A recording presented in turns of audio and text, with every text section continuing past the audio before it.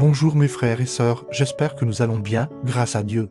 Par Jésus-Christ notre libérateur, le Saint des Saints, le Melchisédek suprême. Aujourd'hui, je parlerai de la foi morte.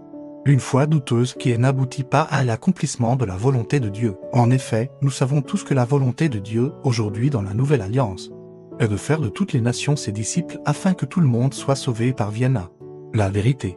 Cependant, je ne parle pas ici d'une foi tournée vers une satisfaction personnelle égoïste, bien que cela puisse sembler important.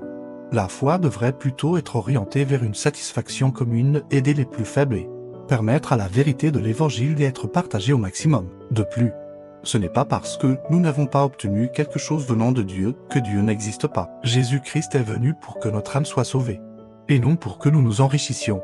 Ainsi, si nous abandonnons Jésus-Christ parce que nous n'avons pas obtenu ce que nous voulons, cela signifie que nous sommes très éloignés de la vérité de l'Évangile.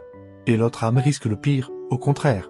Nous devrions nous battre de toute notre force dans la foi afin d'être sauvés. Car, depuis le temps de Jean-Baptiste, le royaume de Dieu est forcé. Et ce sont les violents qui s'en emparent. Par ailleurs, ceux qui sont morts au temps de Moïse sans obtenir les choses promises ne seront pas pour autant perdus. Cela signifie simplement qu'ils n'avaient pas suffisamment de foi pour croire sans douter aux promesses de Dieu. En revanche, ceux qui affirment aujourd'hui que les chrétiens doivent forcément être riches sont des imposteurs. Et j'exprime mon désaccord face à ces fausses doctrines. Au contraire, il est plus difficile à un riche d'entrer dans le royaume des cieux qu'à un chameau de passer par le trou d'une aiguille. Enfin, notre Seigneur et Sauveur Jésus-Christ n'est pas venu pour changer en priorité notre situation matrimoniale, professionnelle ou sociale. Il est venu avant tout pour ramener à la maison ceux qui étaient perdus.